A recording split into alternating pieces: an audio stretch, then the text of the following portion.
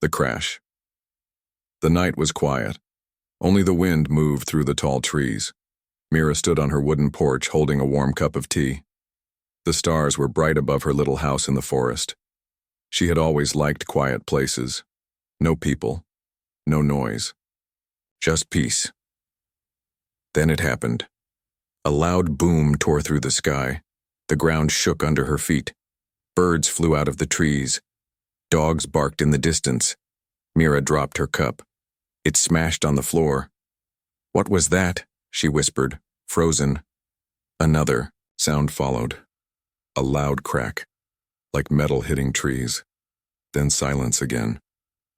Mira grabbed her flashlight and stepped off the porch. She lived alone, but she was not afraid of the dark. She had lived here for years, far from the town. People thought she was strange, but she didn't care.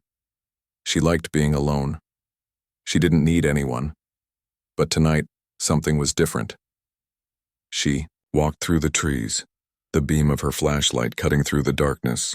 The air smelled like smoke. Something was burning. She moved faster now. Her boots crunched over leaves and broken branches. Then she saw it.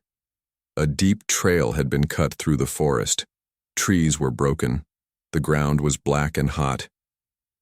At the end of the path, a strange object was half buried in the earth. It was shaped like an egg, silver and glowing faintly. Smoke rose from its sides. Mira had never seen anything like it. She stepped closer. The surface of the object was smooth. Not metal, not plastic. Something else. There was a small opening on one side, like a door, slightly open, and then she heard it. A soft cry, like a baby. Mira's heart jumped. "No, it can't be," she said, her voice shaking. She crouched beside the pod and gently pushed the door open. Inside, in a small glowing seat, was a tiny creature, a baby, but not human. Its skin was light blue, its eyes were closed. It was wrapped in something soft, like silver fabric. It looked weak, cold. Scared, Mira didn't move for a moment. Her breath caught in her throat. She should call someone, the police, the government, anyone. This was not normal. But the baby opened its eyes. They were large, dark, and full of pain. Something inside Mira broke. She reached out without thinking and lifted the baby into her arms. It was light, warm, and made a small noise, almost like a cat. "It's okay," she whispered, holding it close. "You're safe now." The pod beeped once. Then the lights went out. Silence. Mira looked around. The forest was quiet again. No one had seen. No one had followed. She wrapped the baby in her scarf and began to walk back home. As she reached her house, she looked up at the sky. The stars were still there. But something had changed. Inside, she placed the baby on her old couch and stared at him. Yes, it was a boy, though clearly not from Earth. His skin glowed faintly. He had no hair. His hands had only 3 fingers. But he was breathing, and he was watching her. "Where did you come from?" she asked. The baby didn't answer, of course, but his eyes stayed on her. Mira sat down, her mind spinning. This was not a dream. A real alien baby had crashed near her home. And now he was here, in her house, looking at her like she was his mother. She touched his hand. He gripped her finger tightly. Mira felt something strange. Not fear, not confusion. Something deeper. "I can't let them take you," she said softly. "They'll lock you away. Or worse." The baby made a small sound like a sigh. Mira stood up and closed all her curtains. She turned off the lights and checked the windows. Everything had to stay secret. No one could know. As she rocked the baby in her arms, her heart slowly calmed. "Guess I'm a mother now," she said with a weak smile. Outside, the stars shined down quietly as if watching. The secret grows. 6 years had passed. Mira stood in her kitchen, watching the trees sway outside. The forest looked the same as always. Calm, green, alive. But inside her house, everything had changed. Nova, the alien child she had raised, was now 6 years old. He looked like a human boy in many ways. His skin had grown paler with time, closer to soft gray than bright blue. His eyes still glowed faintly in the dark, and when he was scared or excited, they lit up like stars. Mira kept him away from people, always hidden. No school, no visitors, no trips to town unless it was late at night, and Nova stayed behind. No one could know the truth, but hiding Nova was getting harder. That morning, she had found him in the backyard, lifting a heavy wooden log with just his mind. It floated in the air, spinning slowly. She had shouted, "Nova, stop!" The log dropped with a loud thud. He looked at her, confused and a little sad. "I'm sorry, Mama," he said in his soft, clear voice. "I just wanted to see if I could do it." Mira knelt beside him, her voice low. "You can't let anyone see you do that, ever, do you understand me?" He nodded. "But why am I different?" That question was coming more often now. Later that day, Mira opened the closet where she had hidden the strange pod he had arrived, and she kept it covered in old blankets locked behind heavy boxes. Nova had never seen it, but he sometimes asked, "Where did I come from?" Mira always answered, "You came to me when I needed you. That's all that matters." But lately it wasn't enough. That night a noise woke Mira. It was past midnight. She heard a soft humming sound outside the house. Not wind, not an animal, something else. Mechanical. She went to the window. A small black drone hovered near the trees, blinking red. Watching. Mira's heart stopped. She ran to Nova's room, pulled him out of bed. "We need to go," she whispered. "But Mama, now, Nova." They got in the truck. Mira drove fast, deeper into the forest. There was an old hunting cabin her grandfather used to own. Abandoned now, but still standing. They reached it.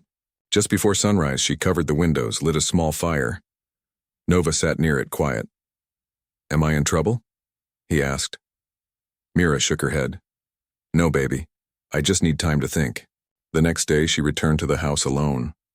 The drone was gone, but something else had changed. Footprints. In the dirt outside, not hers, not Nova's. Heavy boots. More than one person. They had been to the back door, looked in the windows. She felt sick. Inside, she found a small black device on the living room table. She hadn't left it there. She didn't even know what it was. She pressed a button. A low voice came from it. "You have something that doesn't belong to you. We are watching." The message repeated once, then the device shut down. Mira didn't sleep that night. Her hands shook. Her chest felt tight. Someone knew. 3 days later, she returned to the cabin with food and supplies. Nova ran to her, hugging her tightly. "Mama," he whispered, "I had a dream." "What kind of dream?" "I was flying, but not like birds. I was inside something, a ship. I saw lights, stars. And then, a woman who looked like me. She said, 'You must hide. You are the last.'" Mira stared at him. "Do you remember anything else?" He touched his head. "I remember a name. Vireen." She didn't know what it meant, but she wrote it down. Maybe someday it would matter. That night she finally showed him the pod. His hands trembled as he touched it. "It feels like home," he whispered. Mira didn't speak. She sat down beside him and held his hand. Then something strange happened. The pod glowed again for the first time in years. A soft light spread across its surface. A small screen opened and a message played. Old, broken, full of static. "To all survivors. Earth is safe. Protect the child. They are coming. The eye." Message cut off. Nova looked at her. "Who's coming?" "I don't know," she said, but her voice was hollow. Empty. Scared. That same week, a stranger arrived in the nearby village. He was tall, quiet, dressed in dark clothes. Asked simple questions. Any unusual sightings? Bright lights? Strange people? He showed a badge, but it wasn't from any local agency. No one could read the name on it. He rented a room above the cafe. Every evening he walked toward the woods holding a small scanner. Watching. Waiting. One night, Mira saw him standing at the edge of her property. Just standing. Not moving. Holding something in his hand that blinked green. She didn't breathe. Then, he turned and left. Back at the cabin, Nova looked at her with serious eyes. "I think they're here for me." Mira didn't answer. The next morning, she packed everything: clothes, food, maps, old documents. She put Nova in the truck and started the engine. "Where are we going?" he asked. "I don't know," she said. "Somewhere far." Nova turned to look at the trees one last time. "Will we ever come back?" Mira didn't reply, but in her heart, she knew the truth. Running was no longer a choice. They weren't just hiding a secret anymore. They were the secret, and someone out there would do anything to take it from them. Hunted. The rain started before sunrise. Thick drops hit the windshield of Mira's old truck as it crawled along a muddy back road. Tall trees leaned in from both sides, their branches like silent watchers. The radio was off. The road was empty. Mira hadn't spoken in hours. Nova sat beside her, staring at the foggy window. His breath left a small cloud on the glass. He drew a star in it with his finger. "Mama," he whispered. "We're being followed." Mira gripped the steering wheel tighter. She didn't ask how he knew. She had learned to trust his senses.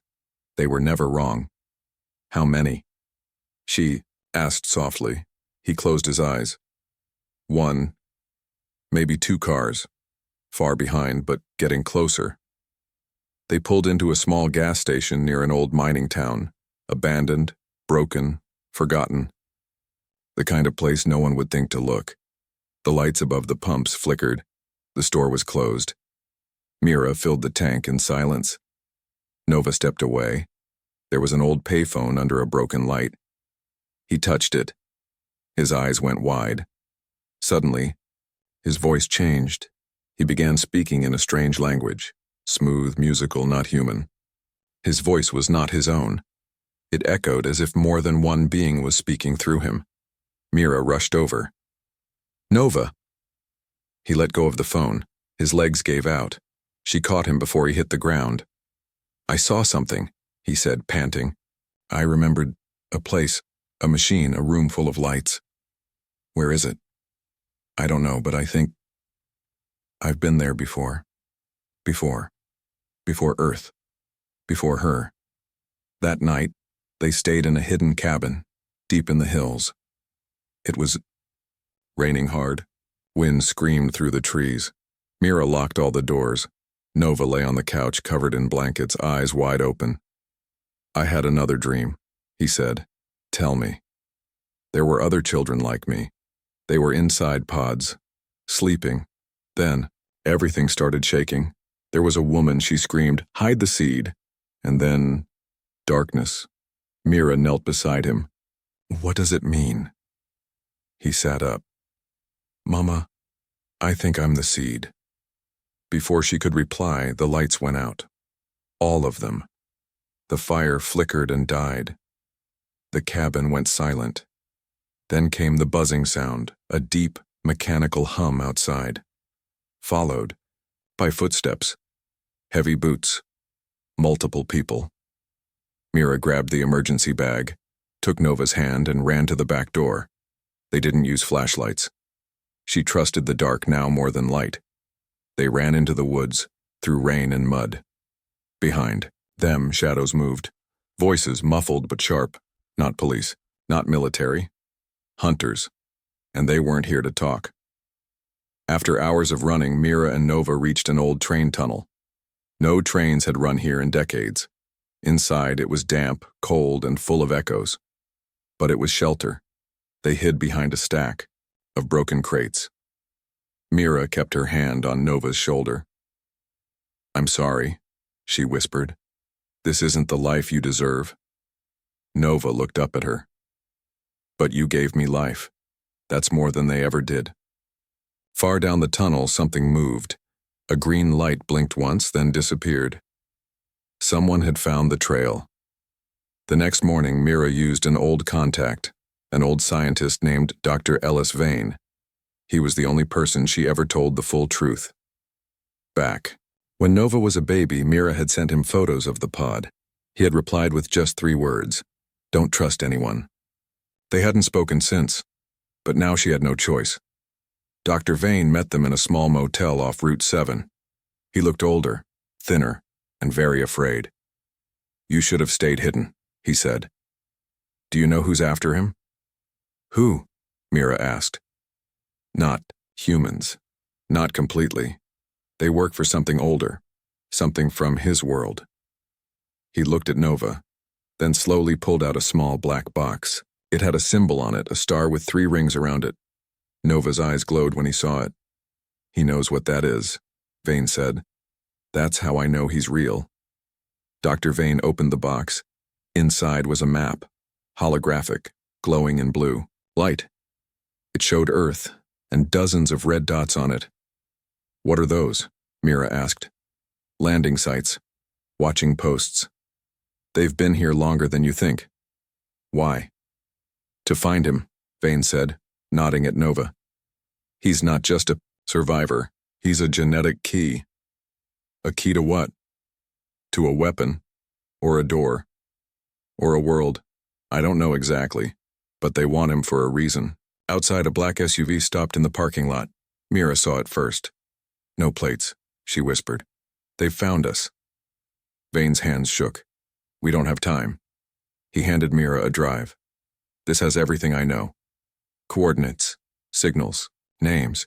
Take him to the place marked Echo 9. It's underground. They won't find you there for a while." "What about you?" Mira asked. "I won't make it," he said, smiling sadly. "But maybe he will." Mira and Nova escaped out the back window. As they ran through the alley, shots rang out behind them. They didn't look back. That night, inside an old barn, Mira finally let herself cry. Nova sat beside her, quiet. "Why me?" he asked. "Why not someone else?" She looked at him, brushing his hair back. "Because you're strong. And kind. And you're mine." Nova leaned his head on her shoulder. "I'll protect you, Mama." She smiled through tears. "No. I'll protect you." That's what mothers do. But far above them, in the dark sky, a satellite turned, a signal was sent, and somewhere beyond Earth something woke up. The lost message. The desert was endless. Dust blew across the empty road as Mira's truck rolled slowly past broken signs and rusted fences. The sun burned above them, and heat shimmered off the cracked pavement. Nova sat quietly in the passenger seat, his eyes fixed on the far horizon. They had been driving for hours. No music, no talking. Just silence, and the feeling that something was watching them from above. In the glove box was a small flash drive, the one given to them by Dr. Vane before he died. Inside that drive was a name, Echo 9, a place, a hidden location in the desert where, according to the data, a listening station had once existed, a place that could hear signals not from Earth but from space. They arrived just before nightfall. The entrance was hidden behind a broken billboard. Beneath it, a metal hatch buried in sand and surrounded by concrete. Mira wiped the dust away from a keypad. "Do you think this still works?" she asked. Nova placed his hand on it. The keypad lit up. Beep, beep, click. The hatch slowly opened. Nova looked up at her. "It remembers me." The underground station was dark and cold, stale air, dust on every surface. But the power still hummed deep in the walls. Lights flickered as they moved deeper through the tunnel. They found a control room. At the end, old screens, maps, buttons with alien writing carved beside human ones. This wasn't just built by humans. Something had helped them, or maybe controlled them. Nova sat at the main console. He touched the screen. It glowed blue. Symbols began to scroll. Some familiar, some not. Then came a soft hum, and a voice. Not from the room.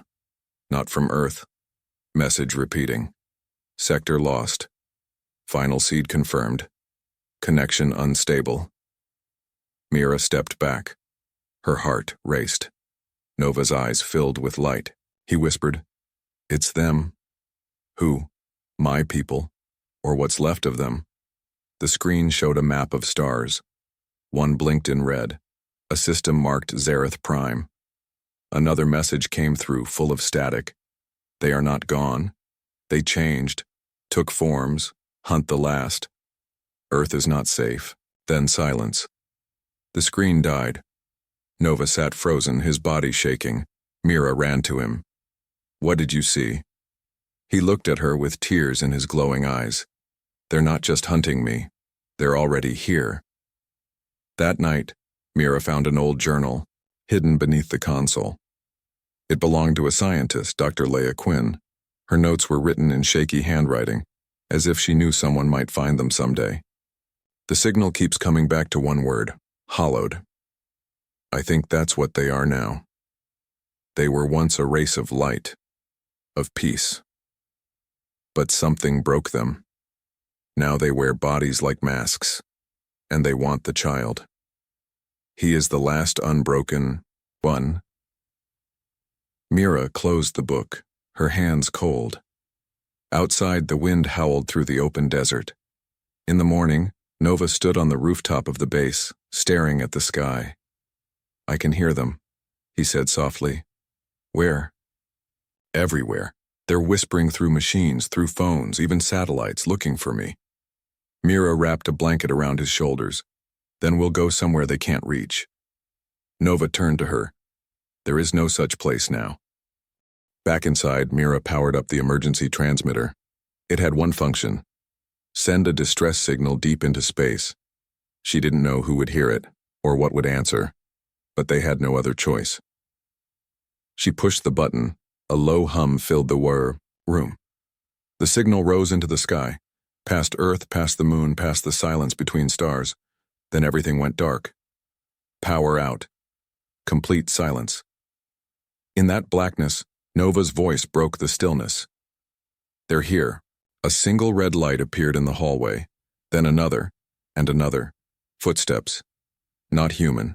Slow, precise, cold. Mira grabbed Nova and ran, through tunnels, past dead machines, up the stairwell. Something followed. They reached the surface just as the first figure stepped into the light. It looked human, wore human clothes, but its face one was wrong. The skin too smooth, the eyes too empty. The mouth never moved when it spoke. "You have something that belongs to us."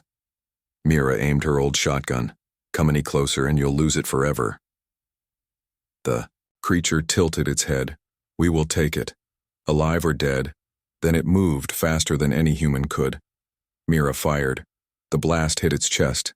It didn't fall. It glitched. Its skin flickered. Human 1 second, alien the next. A dark hollow shape beneath. Nova stepped forward, his hand glowing. The creature paused. Then it screamed. A sound that wasn't sound. It shook the air, and it ran. Later, Mira and Nova hid in a cave miles away. They had destroyed the Echo 9 base before they left, buried it under rocks and fire. "I saw into it," Nova said, his voice barely a whisper. "It was like a shell, something trapped inside. It wears skin so it can walk among us." Mira stared into the fire. "How many of them are there?" "I don't know," Nova said. "But they know my signal now, and they'll send more." He looked into the flames. "I don't think Earth is their target. I think I am." And high, above Earth, far past the clouds, a message bounced between satellites. One simple signal repeating again and again. Subject located. Hollowed awakening. Begin reclamation. Visitors. The sky changed before the world noticed. 3 lights appeared above the clouds, small at first, like stars out of place. But Nova felt them before they were seen. He stood at the edge of a cliff, the wind blowing through his hair, his eyes glowing faintly as he whispered, "They're not from here. Mira stepped up beside him, clutching a pair of old binoculars. Are they like you? Nova's face was pale. No. They're not like me, and they're not here to help. They had been hiding in an abandoned observatory deep in the mountains. No cameras, no satellites, no signal. The old telescopes didn't work anymore, but the base had thick concrete walls and underground chambers. Mira thought they'd be safe, here. But Nova had known, even days before, that it wouldn't last. Not now. Not after the transmission. Inside the observatory, Mira monitored an old signal scanner that Dr. Vane had modified. It hadn't worked since Echo 9 was destroyed. Tonight it came alive on its own. Static turned into patterns. Patterns turned into language. A single sentence repeated over and over again, across every channel.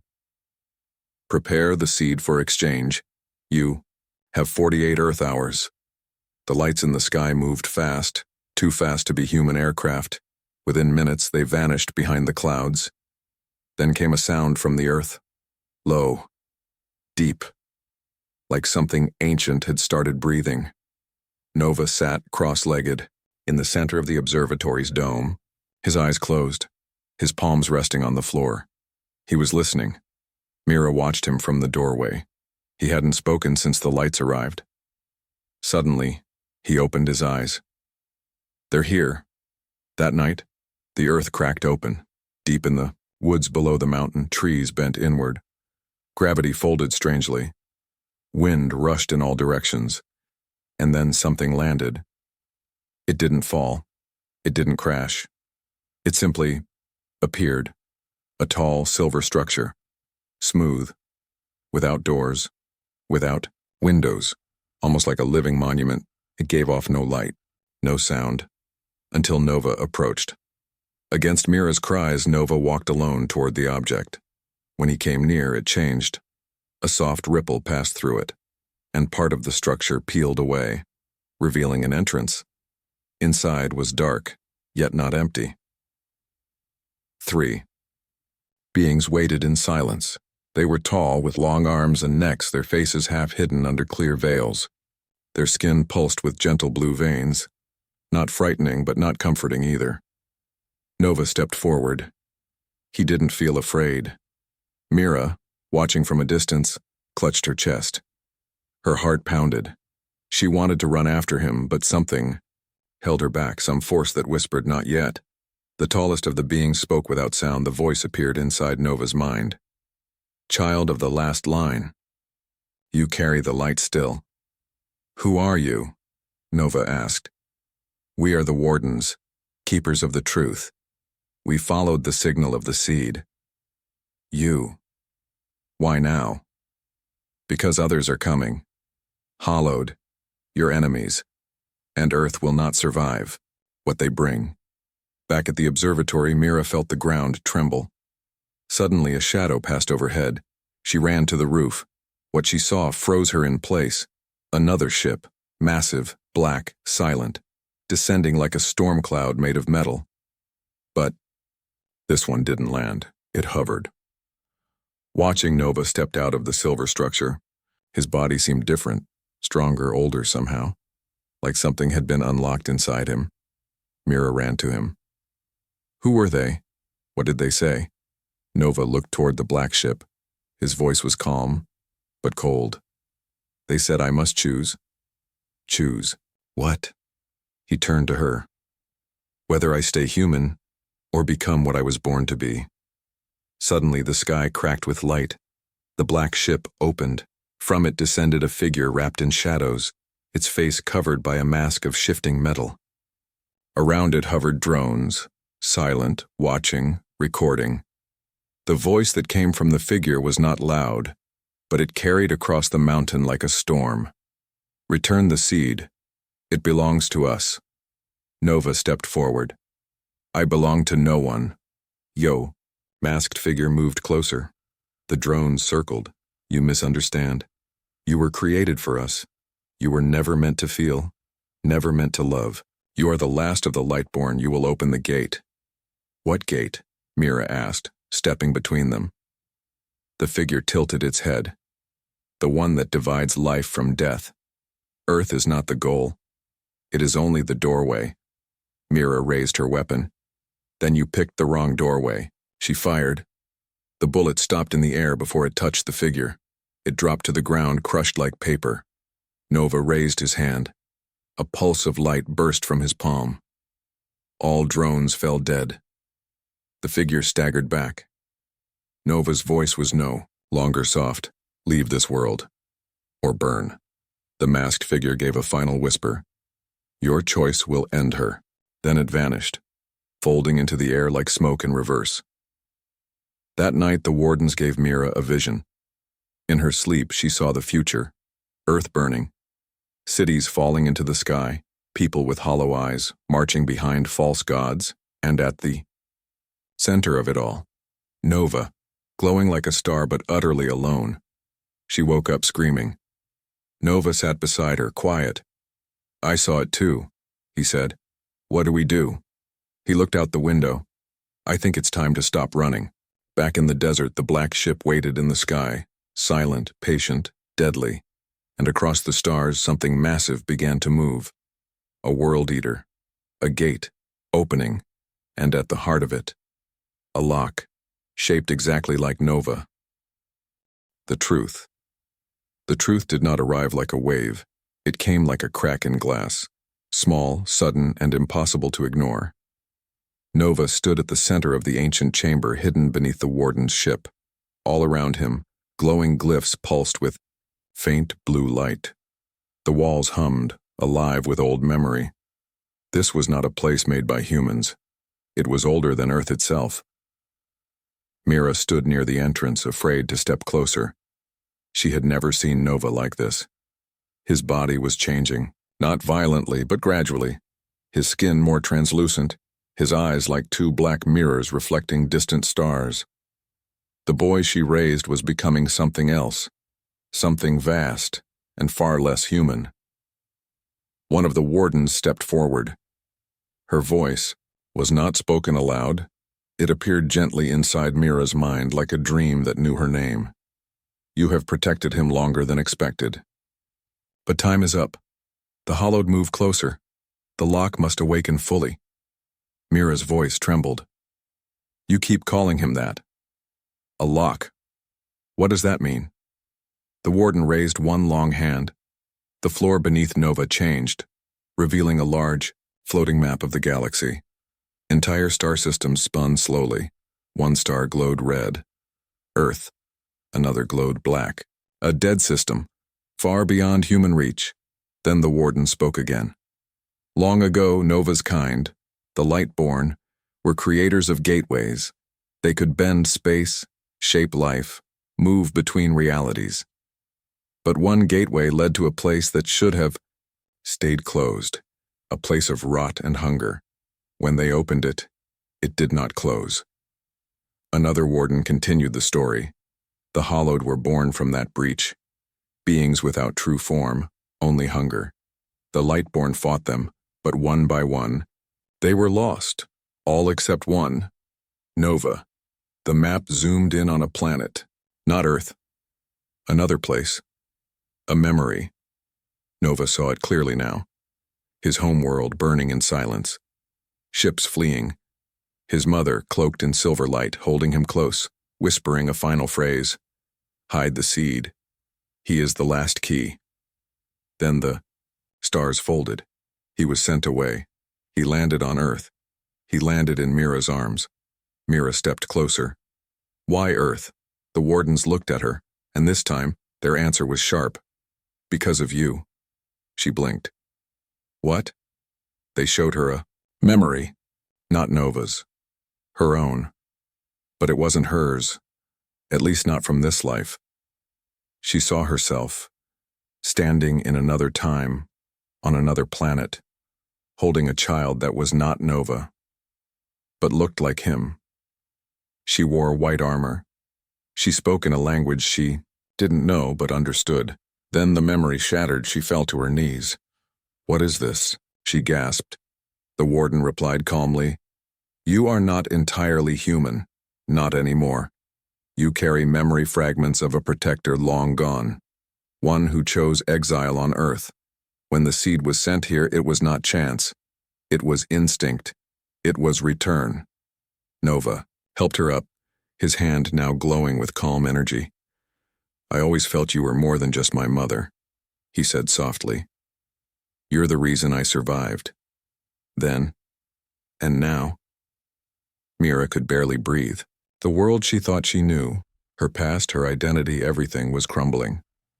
What do you mean I'm not human? The wardens responded, your body is, your soul is not. You were part of the defense, a remnant of what the Lightborn left behind to protect this world should the Hallowed ever return. Mira closed her eyes. It all made sense now. The dreams, the instincts, the way she never felt like she belonged anywhere until she found Nova. She wasn't just his mother, she was his guardian, reborn and forgotten. Until now. But the truth was not finished. The wardens showed Nova something more, something Mira wasn't meant to see. A hidden chamber deep beneath Earth's surface locked with living code. Inside it, a construct made from Lightborn DNA, a device capable of collapsing or rebuilding entire dimensions. It was the final gate, and Nova was the key to it. If he chose to open it, he could erase the Hallowed forever, lock them in the void, between time. But if he opened it the wrong way, he would destroy Earth along with them. That night, Mira and Nova sat alone on the mountaintop. Below them, the black ship of the Hallowed had returned, hovering over the valley like a silent death. They're waiting, Mira whispered. For what? For you to decide. Nova's voice was quiet. I can feel the gate. It's calling me. Do you know what you'll do? He didn't answer. Instead, he looked at her. Do you think I'm still your son? Mira touched his face. You were never just my son, Nova. You're my reason, my family. That hasn't changed, not even now. Far away, Earth governments were detecting strange signals in orbit. Satellites were falling. Power grids were flickering. A slow invasion had begun. But no army would ever see it, because the Hallowed didn't come to conquer. They came to consume. And Nova was the last barrier in their path. At dawn, Nova stood alone in front of the final gate, deep underground, far beneath the mountains. The warden stood behind him, Mira beside them. He placed his hand on the surface. Light surged through the chamber. The gate began to unlock. But suddenly, his hand froze. He turned around. Mama, he said, I see something. What is it? I think there's another way. The wardens stepped forward. The gate can only open or close. There is no other function. Nova stared at them. That's what you believe. But I was raised different. She taught me choices don't come from machines. They come from love.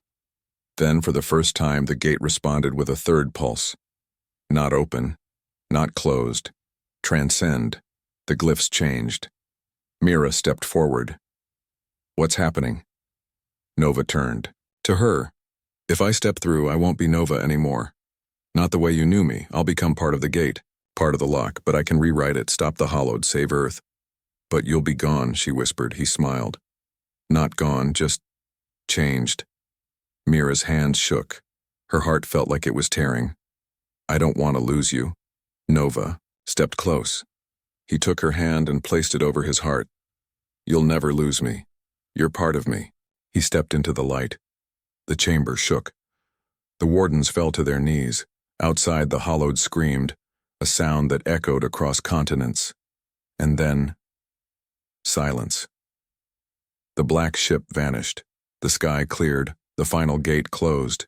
Its surface, now smooth and still, and at its center, a single handprint. Small, human. Mira stood alone, facing it. Tears fell freely, but she was not broken, because deep in her mind a voice whispered, I belong here now, Mama, and so do you. The choice, it had been 73 days since the light vanished from the sky, since the gate sealed itself, since Nova stepped into it, not as a boy, not as an alien, but as something more. since Mira lost him. Or so she thought. The world above didn't know what happened. They only saw strange weather patterns end. Satellites returned online. Global power outages stopped. The fear of war vanished overnight. To the governments of Earth, it was a lucky coincidence. To Mira, it was the sound of a heartbreaking and healing at the same time. She stayed near the gate, in the ruins of the mountain, in a silent observatory now abandoned by all but her. She lived alone again. But this time, she wasn't lonely. Every morning she would walk to the sealed gate, touch the handprint burned into its smooth surface and whisper, "Good morning, Nova." And some days, she swore it whispered back. The wardens had disappeared. No message, no final words. Just silence. Maybe they were waiting. Or maybe they believed their part in this story was finished. But Mira didn't believe in finished stories anymore. Only choices. Then, one night the stars blinked out again, not all at once, just one, then another and another. Mira stood outside watching. "They're returning," she whispered. But it wasn't the hollowed. It was something else. Something older. She found it the next morning, a stone, not of earth, placed at the foot of the gate. It pulsed once when she touched it. A message filled her mind, raw and pure. You made the wrong choice. That night she had the dream. Nova, older now. Not a boy. Not quite. Human, standing in a room full of stars. Behind him, a door. Not the gate. Another door. A final door. And a question. If you could bring me back, would you still let me go? She woke in tears, because she didn't know the answer. 3 days later, a man arrived. Not from the sky. From below, an old tunnel system beneath the observatory had collapsed, revealing something hidden long ago. A lab filled with human tech and alien bones. The man said his name was Gale. He was quiet, watchful, wore a coat stitched with symbols. Only Mira remembered. He didn't ask who Nova was. He asked where Nova was. They spoke for hours beside the gate. He told her of other worlds, ones that died when their guardians chose wrong. Nova didn't lock the hollowed away, Gale said. He merged with them. What? Mira whispered, her throat dry. He rewrote them. Not with war, with empathy, with memory, your memory. He used what you gave him, love, sacrifice, to infect their code. And what happened? Gale looked toward the gate. He's still rewriting them. But they're not alone out there. There are worse things. The rewritten hollowed are spreading, not as destroyers, as messengers. Messengers of what? Of him. That night, the gate pulsed again. For the first time in 73 days. A whisper. Faint. Fractured. But Mira heard. It. Mama. She dropped to her knees. The handprint on the gate glowed once, then vanished, and was replaced by 2 handprints. Smaller. Matching. Nova's. And hers. Gale returned the next morning with a decision. A ship is coming, he said. It will take you to the edge of the breach, the source. If you go, you may see him again, but you may not return. What's the other option? Mira asked. Stay here. Earth will survive. Nova will remain part of the system. His message will keep spreading. Slowly. Safely. Mira looked at the gate, then at her own hands. I've already raised 1 world, she said softly. Maybe I can help raise another. That night the ship arrived. Small, silent, sleek like a bird made of light and shadow. Mira packed nothing. She had nothing left to bring, except a necklace Nova made her when he was 6. Woven from copper wire and river stones, she wore it around her neck and stepped onto the ship. As the observatory vanished below, Mira didn't cry. She smiled, because for the first time in her life, she wasn't running. She was going toward something. The ship crossed the solar system in silence. No stars, just folds of gravity, pulled open by the remnants of Nova's rewritten light code. Time bent. Memory stretched. Mira saw flashes of him. Laughing, growing, running in a field under two suns. And something else. Children. Like him. Not hollowed. Not human. Born from memory. Born from choice. The ship slowed. They had arrived. It was not a place. Not exactly. It was a boundary. The edge of where time ended and something else began. And there, floating in a pocket of light and shadow, was a figure. Nova. But not a boy. Not a god. Something between. He turned slowly. Smiled. You came. Mira couldn't speak. She walked toward him. The surface held her weight like water that chose not to break. She reached out. Her fingers met his. Warm. Real. He said it was a one-way gate. She whispered. Nova nodded. It was. Until you made a second choice. She blinked. What happens now? Nova looked toward the stars. You helped me finish it. They stood together, surrounded by the rewritten, hollowed, changed by empathy, infected with memory. No, longer mindless, now curious, now capable. And Mira stepped into their story, not as a soldier, not as a mother, but as a guide. The first bridge between two kinds of life. Back on Earth, years passed, and one day, a young girl found the ruins of an observatory. She touched the stone gate inside. It lit up. A single message appeared on its surface. Simple. Clear. She raised an alien as her own, and in the end she raised a new kind of future too. Tatkins